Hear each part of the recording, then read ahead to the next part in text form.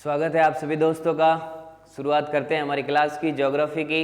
और जैसा कि आप देख पा रहे हैं, हम अपनी क्लास को आज डिजिटल बोर्ड पे शुरू कर चुके हैं और बहुत ही ये हमारे लिए बहुत ही एक सुखद और एक नया अनुभव है आप सबके लिए। तो चलिए, ज्योग्राफी का जो आज हमारा टॉपिक चल रहा था, हमारा सेकंड टॉपिक चल रहा है उत्तरी पश्चिमी मरुस्थलीय प्रदेश, उसके बाद में अरावली पर्वतीय प्रदेश और जो थर्ड नंबर पे हमारा है पूर्वी मैदानी प्रदेश। तो हम आज शुरुआत करते हैं हमारे इस थर्ड सेगमेंट की और इसका नाम क्या है मेरे दोस्तों? पूर्वी मैदानी प्रदेश। जो हमारा तीसरा भौतिक प्रदेश है उसकी हम लोग आज शुरुआत कर रहे हैं। बिल्कुल। और शुरुआत में हमने क्या पढ़ा था मेरे दोस्तों? हमने ये पढ़ा था कि जो उत्तरी पश्चिमी मरुस्थलीय प्रदेश है वो तैतीस सागर का अवशेष है। और हमने ये भी पढ़ा है कि जो अरावली पर्वतीय प्रदेश है वो किसका भाग है? वो है गोंडवाना लैंड का भाग है। और अब पढ़ते हैं पूर्वी मैदानी प्रदेश। तो पता करते हैं ये किसका भाग है, अपनी क्लास की शुरुआत करते हैं। तो सबसे पहला पॉइंट मैंने आपके सामने यहाँ लिखा है विस्तार। मैं आपको बताना चाहता हूं दोस्तों कि इसका विस्तार राजस्थान के कौन से जिलों के अंतर्गत है। तो जैसा कि देख पा रहे हैं आपके सामने मैप है यहाँ पर, और इस मैप की अगर मैं बात करूं तो देखिएगा कौन कौन से जिलों में है ये मैप। बिल्कुल,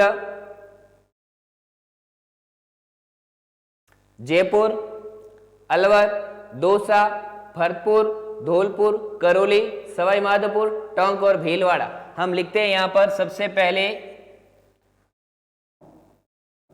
इसका विस्तार कौन से जिलों में है। तो देखिए सबसे पहले अलवर, भरतपुर,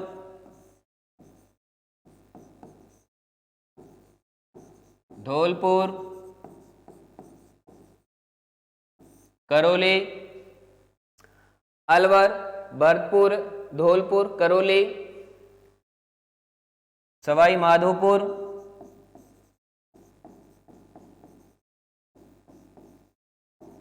इसके बाद देखिए भीलवाड़ा, टोंक, दौसा, भीलवाड़ा और टोंक, और नाम आता है अगला दौसा। तो इन जिलों के अंदर इस पूर्वी मैदानी प्रदेश का विस्तार है। जैसा कि हम लोग देख रहे हैं मेरे दोस्तों, यहां पर देखिए सबसे पहले अलवर है। मैं आपको बताना चाहता हूं, थोड़ा हम इसको बड़ा कर लेते हैं और देखिएगा बड़ा करने के बाद इसको मैं आपके सामने लाना चाहता हूं इधर। अब देखिए सबसे पहले बात करते हैं कहां की? तो अलवर, उसके बाद देखिए भरतपुर, धौलपुर, करौली, सवाई माधोपुर, आपको दिख रहा होगा जयपुर, और उसके बाद में भीलवाड़ा का जो भाग है वो आपके इसमें साथ आता है। बिल्कुल ध्यान दीजिएगा, ये राजस्थान के जो जिले हैं ये किसके अंतर्गत आते हैं मेरे दोस्तों? पूर्वी मैदानी प्रदेश के अंतर्गत आते हैं। अलवर, भरतपुर, धौलपुर, करौली, सवाई माधोपुर, भीलवाड़ा, टोंक, जयपुर और दौसा, ये सारे जिलों के नाम हम यहाँ पर लिख चुके हैं। तो ये जिले किसके अंतर्गत आते हैं? ये पूर्वी मैदानी प्रदेश के अंतर्गत आते हैं। बिल्कुल, आपको इसमें रटने की बिल्कुल भी आवश्यकता नहीं है मेरे दोस्तों। सटीक से सटीक आपको सीधा समझने की आवश्यकता है कि इसका विस्तार राजस्थान के कौन से जिलों में है। आप सारे जो भौतिक प्रदेश हैं उनको आप एक बार राजस्थान के मैप में भरिएगा, यानी राजस्थान का मैप आप लाइए और जो बिल्कुल एम्प्टी हो, बिल्कुल खाली हो, जिसमें कुछ नहीं लिखा हो, सिर्फ आउटर लाइन की गई हो, और फिर उसके अंदर आप प्रत्येक जिले को भरिए। और प्रत्येक जिले को भरने के बाद उसमें आप सभी भौतिक प्रदेशों को दर्शाइएगा। यानी सबसे पहले आप उत्तरी पश्चिमी मरुस्थलीय प्रदेश को लिखिएगा, उसके बाद में मध्यवर्ती अरावली पर्वतीय प्रदेश, फिर आपका पूर्वी मैदानी प्रदेश, और जो अंत में हमारा टॉपिक होगा दक्षिणी पूर्वी पठारी प्रदेश। तो इन सारों को जब आप मैप में भरेंगे तो आप बिल्कुल इसे क्लियर कर पाएंगे, जैसा कि मैंने आपको मैप में बताया है। बिल्कुल, तो पूर्वी मैदानी प्रदेश का जो विस्तार है मेरे दोस्तों, वो विस्तार किन जिलों में हो गया है अलवर, भरतपुर, धौलपुर, करौली, सवाई माधोपुर, भीलवाड़ा, टोंक और आपका आ गया दौसा। ठीक है, अब हम बात करते हैं मेरे दोस्तों आगे की हमारी कि इस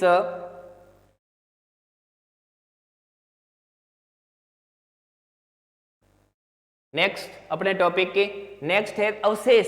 तो हम पता करते हैं कि ये किसका अवशेष है। जो पूर्वी मैदानी प्रदेश हम लोग पढ़ रहे हैं ये किसका अवशेष है मेरे दोस्तों। तो ये अवशेष किसका है, ये अवशेष है अपने तैतीस सागर का। किसका अवशेष है मेरे दोस्तों, तैतीस सागर का। और कौन सा भौतिक प्रदेश था जो तैतीस सागर का अवशेष था, उत्तरी पश्चिमी मरुस्थलीय प्रदेश। उत्तरी पश्चिमी मरुस्थलीय प्रदेश था, वो भी किसका था, वो भी हमारे तैतीस सागर का अवशेष था। तो राजस्थान के जो दो भौतिक प्रदेश कौन कौन से, उत्तरी पश्चिमी मरुस्थलीय प्रदेश और आपका पूर्वी मैदानी प्रदेश, ये दोनों किसके भाग हैं मेरे दोस्तों, ये दोनों भाग हैं हमारे इस तैतीस सागर के, इसके अवशेष हैं। तो बिल्कुल आपके लिए याद रखने वाली चीज है। और अब हम बात करते हैं राजस्थान के कुल क्षेत्रफल का। पूर्वी मैदानी प्रदेश अपना कितना क्षेत्रफल रखता है मेरे दोस्तों, तो पूर्वी मैदानी प्रदेश अपना क्षेत्रफल रखता है 23%। राजस्थान के कुल क्षेत्रफल का, यानी राजस्थान के कुल क्षेत्रफल का कितना प्रतिशत क्षेत्रफल इस पूर्वी मैदानी प्रदेश के अंतर्गत आता है मेरे दोस्तों, तो किसके अंतर्गत आता है, 23% पूर्वी मैदानी प्रदेश अपना स्थान रखता है। बिल्कुल याद रखने वाली चीज। नेक्स्ट हमारा पॉइंट आता है कि यहाँ कितने प्रतिशत जनसंख्या निवास करती है, तो यहाँ पर 39% जनसंख्या निवास करती है। और कई ऑप्शंस में आपको 40 भी लिखा मिल सकता है, दोनों एक साथ नहीं मिलेंगे। तो आपको अगर ऑप्शन में 39 या 40 जो भी आता है तो वो आपको राइट करना है। बिल्कुल, ये तो याद रखने वाली चीज। अब यहाँ पर एक चीज आप देख रहे होंगे कि सर यहाँ का क्षेत्रफल तो बहुत ही कम नजर आ रहा है आपको, और यहाँ पर जनसंख्या का क्षेत्रफल हमें ज्यादा नजर आ रहा है। इसके पीछे क्या कारण हो सकता है, अब बात करते हैं कि यह है सर्वाधिक जनघनत्व वाला प्रदेश है। सर्वाधिक जनघनत्व, सर्वाधिक जनघनत्व वाला भौतिक प्रदेश कौन सा है मेरे दोस्तों, सर्वाधिक जनघनत्व वाला भौतिक प्रदेश है आपका पूर्वी मैदानी प्रदेश। अब चारों अगर हम भौतिक प्रदेशों की बात करें, कौन से चारों भौतिक प्रदेशों की बात करें, तो अगर सर्वाधिक जनघनत्व, सर्वाधिक जनसंख्या घनत्व, वहां पर डेंसिटी ऑफ पीपल्स ज्यादा होगी। कहां पर, हमारे इस पूर्वी मैदानी प्रदेश के अंतर्गत। यहां पर इसमें है जो पूर्वी मैदानी प्रदेश में क्या होगा मेरे दोस्तों, सर्वाधिक जनघनत्व। तो सर्वाधिक जनघनत्व वाला भौतिक प्रदेश कौन सा हो गया, सर्वाधिक जनघनत्व वाला भौतिक प्रदेश हो गया पूर्वी मैदानी प्रदेश।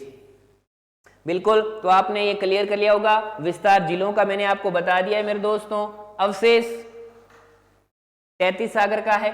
जन क्षेत्रफल यहाँ की 23% इसका क्षेत्रफल है। टोटल राजस्थान के क्षेत्रफल का, टोटल एरिया ऑफ राजस्थान का कितने परसेंटेज एरिया, तो 23% एरिया इंक्लूडेड हमारे इस पूर्वी मैदानी प्रदेश में है।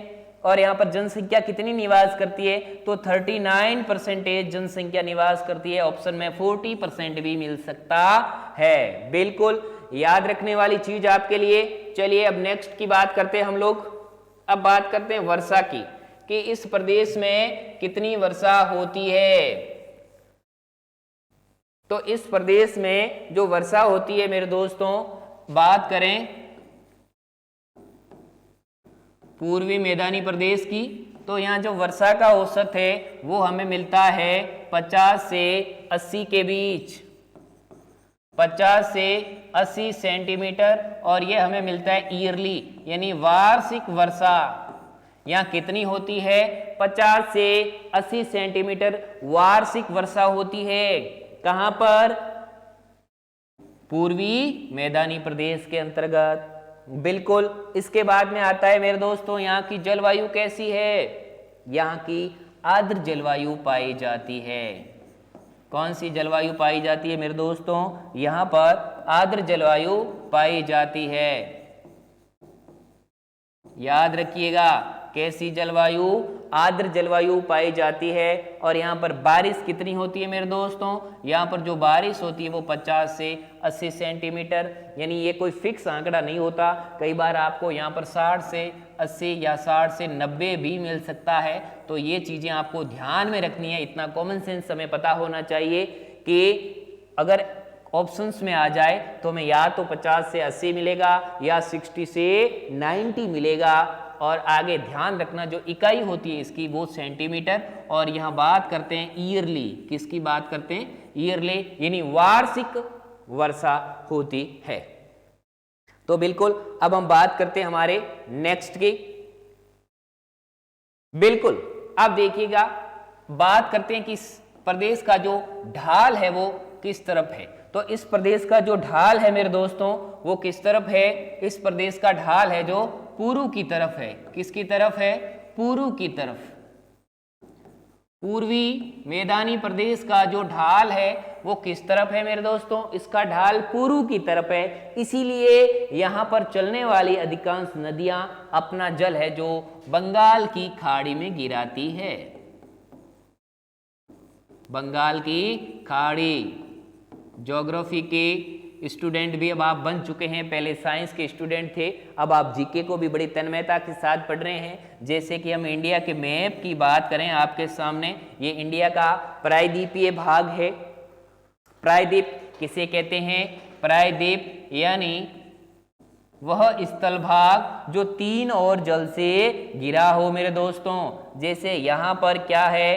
अरब सागर,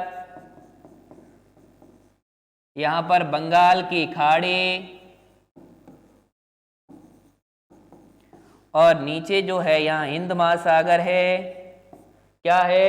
हिंद महासागर। तो ऐसा स्थल भाग जो 3 और जल से घिरा हो, 1, 2 और 3, तो उसे क्या कहते हैं? ये भारतीय प्रायद्वीप है। ये कैसा है? इंडियन प्रायद्वीप है। तो बात करें कि यहाँ पर राजस्थान में जो भी नदियां निकलती है उनका ढाल पूर्व की तरफ है, और वो सारी नदियां अपना जल कहाँ लेकर के आती है? बंगाल की खाड़ी में अपना जल गिराती है। बिल्कुल सिंपल सी बात है जिसको आप आसानी से समझ सकते हैं।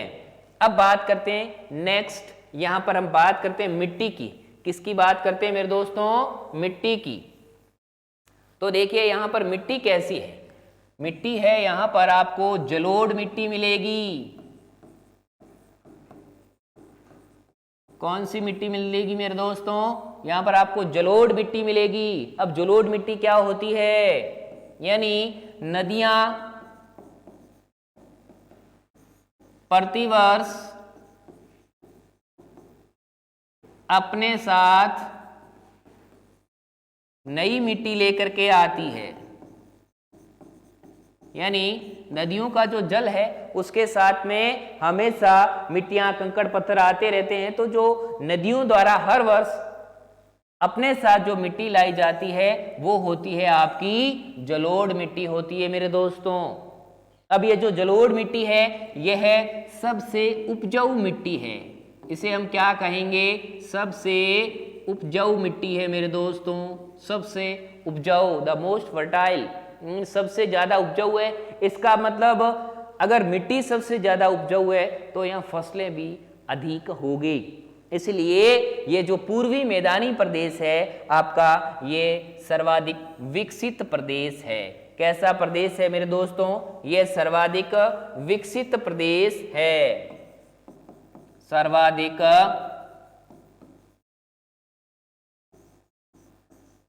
विकसित। कौन सा? जो पूर्वी मैदानी प्रदेश है हमारा वो सर्वाधिक विकसित प्रदेश है।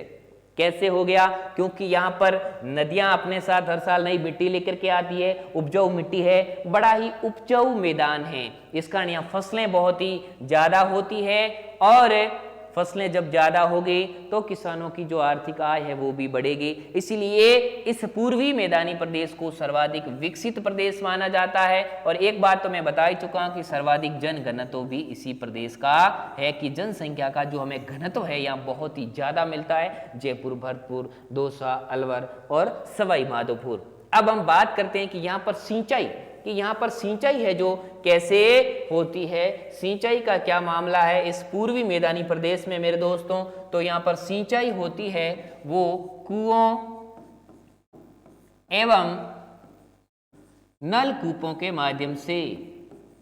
किसके द्वारा होती है? कुओं एवं नलकूपों के द्वारा। अगर सर्वाधिक बात करें तो सर्वाधिक सिंचाई है जो इस प्रदेश में कुओं के द्वारा होती है।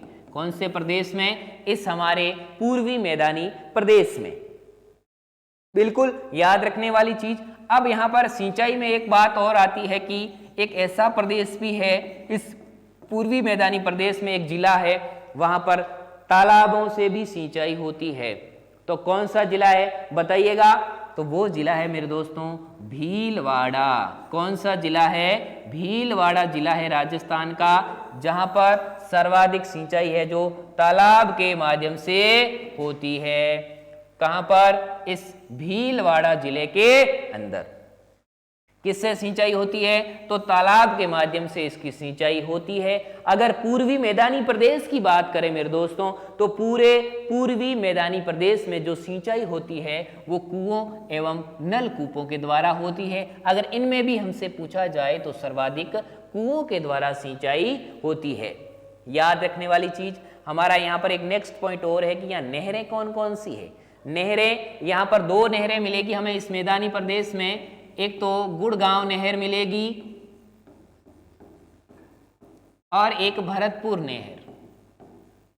दो नहरें मिलेगी मेरे दोस्तों, एक तो गुड़गांव नहर और एक हमें मिलेगी भरतपुर नहर। तो ये जो दोनों नहरें हैं ये हमें कहाँ मिलेगी? ये हमें इस पूर्वी मैदानी प्रदेश में मिलेगी। और उनका नाम क्या है? उनका नाम मैंने आपके सामने रख दिया है। उनका नाम है गुड़गांव नहर और भरतपुर नहर। बिल्कुल याद रखिएगा। प्रश्न कैसे भी आ सकता है, आपको हर दृष्टि से, हर एंगल से हमें तैयार रहना है, यानी चौकस रहना है। जिस प्रकार अर्जुन से पूछा गया कि तुम्हें क्या दिखाई दे रहा है, तो अर्जुन ने कहा मुझे चिड़िया नहीं, चिड़िया की आंख दिखाई दे रही है, क्योंकि उसे निशाना उसी आंख पर लगाना था। तो आपको हर तरीके से, हर एंगल से तैयार रहना है मेरे दोस्तों। तो पूर्वी मैदानी प्रदेश में जो दो नहरें हमें मिलती है उनका नाम है गुड़गांव नहर और भरतपुर नहर। अब हम एक नेक्स्ट पॉइंट की बात करते हैं। किसकी बात करते हैं? यहां पर एक पॉइंट हमने लिखा था बेसिन। क्या है? बेसिन। तो आपको पता होना चाहिए मेरे दोस्तों कि बेसिन किसे कहा जाता है। तो उसका जिक्र अभी हम आपके सामने करने वाले हैं कि बेसिन क्या चीज होती है। और आपने ये आपके लिए एक ज्योग्राफी का नया वर्ड है जो आपके सामने आ चुका है और उसका नाम है बेसिन। बेसिन क्या होता है मेरे दोस्तों? जैसे एक नदी है वो इस तरह चल रही है और उस नदी में उसके पास से सहायक नदियां आकर के इस नदी में मिल रही है। तो ये नदी जैसे चल रही है, सहायक नदियां इसके अंदर आके मिल रही है। तो जो सहायक नदियां और नदी का जो आसपास का उपजाऊ प्रदेश, यानी इस नदी के आसपास का जो उपजाऊ प्रदेश होता है मेरे दोस्तों, वो क्या कहलाता है? वो आपका कहलाता है बेसिन। अगर परिभाषा पूछी जाए कि चलिए बताइए दोस्तों कि बेसिन किसे कहा जाएगा, तो नदी के आस पास का उपजाऊ प्रदेश, नदी के आसपास का उपजाऊ प्रदेश है वो क्या कहलाता है मेरे दोस्तों? नदी के आसपास का जो उपजाऊ प्रदेश है वो कहलाता है बेसिन। क्या कहलाता है? बेसिन। जैसे मैं आपको एक और तरीके से यहां पर बताने की कोशिश करूंगा कि हम लोग देखते हैं, अगर इंडिया की दृष्टि से देखें तो जैसे इंडिया का हम बात करें, ये प्रायद्वीपीय भाग है। अब इस प्रायद्वीपीय भाग में यहाँ पर ऊपर की ओर बात करें तो हमारा हिमालय वगैरह इधर। अब हिमालय से नदियां निकलती है, सिंधु नदी और उसके बाद में हमारी गंगा नदी। कौन कौन सी नदियां तो बहुत निकलती हैं, मैं आपको वही बता रहा हूं जो हमारे इस टॉपिक के लिए इंपॉर्टेंट है। यानी सिंधु गंगा का मैदान दुनिया के सर्वश्रेष्ठ उपजाऊ मैदानों में गिना जाता है।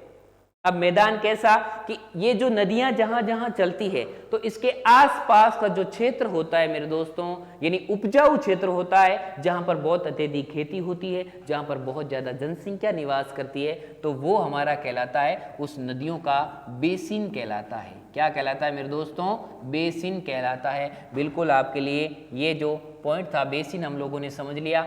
अब बेसिन कितने प्रकार के? बेसिन अलग अलग नदियों के नाम से हो सकते हैं। सिंधु का बेसिन, गंगा नदी का बेसिन और उसके बाद में बाणगंगा का बेसिन। चलिए अब बात करते हैं नेक्स्ट की। अब देखिए यहां पर एक पॉइंट हमारे सामने हमें मिला है, पश्चिमी भाग। जैसा कि नक्शे में हम लोगों ने देखा था कि उसका जो पश्चिमी भाग था जो बिल्कुल एक भीलवाड़ा तक आ चुका था। राजस्थान के मैप में जब आप देखेंगे कि इस पूर्वी मैदानी प्रदेश का जो अंतिम छोर हमें दिखाई देगा वो भीलवाड़ा तक दिखाई देगा, और भीलवाड़ा के पास यहाँ एक जिला आता है जिसका नाम है राजसमंद। उसका नाम क्या है मेरे दोस्तों? उसका नाम है राजसमंद। तो राजसमंद में हमने पढ़ा था एक स्थान है देवगढ़। क्या स्थान है मेरे दोस्तों? देवगढ़। अब देवगढ़ राजसमंद में एक हमें मैदान मिलता है और जिसका नाम है पीडमांट का मैदान। याद रखिएगा, एग्जाम की दृष्टि से काफी इंपॉर्टेंट एग्जाम में क्वेश्चन आ सकता है कि पीडमांट का मैदान राजस्थान में कहां पर अवस्थित है मेरे दोस्तों। तो याद रखिएगा, पीडमांट का जो मैदान है वो देवगढ़ राजसमंद के अंतर्गत है। तो ये जो पूर्वी मैदानी प्रदेश का दक्षिणी पश्चिमी भाग हम कह सकते हैं, इसका अंतिम सिरा है। और यहीं इस पीडमांट के मैदान से हमें पूर्व की तरफ जाएंगे तो हमें पूर्वी मैदानी प्रदेश मिलेगा। याद रखिएगा, यहाँ पर ये जो पीडमांट का मैदान है ये आपके लिए इंपॉर्टेंट है। इस दृष्टि से मैंने आपको यहाँ बताने की कोशिश की कि ये कौन से जिले में बात करें तो इसका पार्टिकुलर जो जिला है वो हमें राजसमंद मिलता है, जो इसका पश्चिमी भाग है मेरे दोस्तों। अब यहाँ पर बात करते हैं नेक्स्ट पॉइंट की कि यहाँ पर बहने वाली प्रमुख नदियां कौन कौन सी है जो इस पूर्वी मैदानी प्रदेश को इतना उपजाऊ बनाती है। तो यहाँ पर प्रमुख जो बहने वाली नदियां हैं मेरे दोस्तों, वो नदियां कौन कौन सी है? चंबल, बनास, माही, और बनास के साथ एक नदी का नाम और लिख देते हैं हम, यहाँ पर नाम लिख देते हैं बाणगंगा। क्या नाम लिखते हैं मेरे दोस्तों? यहाँ पर हम एक नाम और लिख सकते हैं बाणगंगा। ये चार मुख्य नदियां हैं, इनकी सहायक नदियां भी होगी, लेकिन ये चार मुख्य नदियां हैं जो पूर्वी मैदानी प्रदेश में बहा करती है।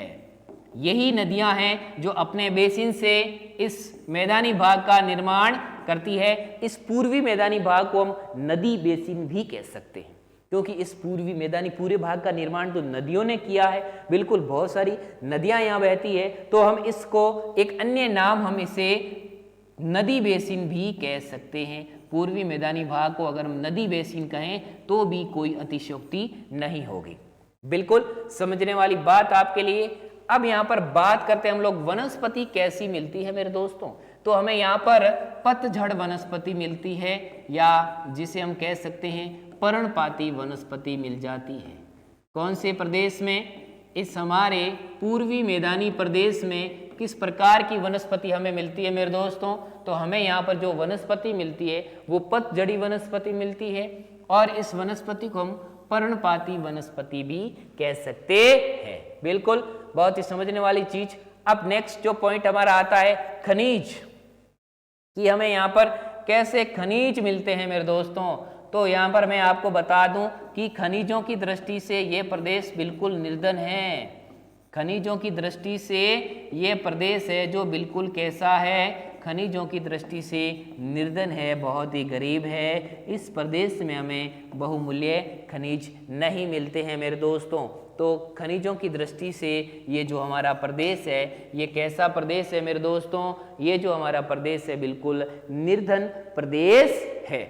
तो बहुत ही हमारा छोटा टॉपिक रहा पूर्वी मैदानी प्रदेश, इसका उप विभाजन एक और है, तो उप विभाजन हम कल की क्लास में करेंगे और कुछ MCQ क्वेश्चन भी मैं आपसे कल की क्लास में पूछूंगा, तो तैयार रहिएगा बिल्कुल। और इस पूर्वी मैदानी प्रदेश को हम लोग कल हमारी क्लास में कंप्लीट कर देंगे। अब आपकी जो नेक्स्ट यानी जो क्लास होगी उसमें पूर्वी मैदानी प्रदेश कंप्लीट करके हम दक्षिणी पूर्वी पठार में प्रवेश कर लेंगे। धन्यवाद, thank you, best of luck आप सभी को।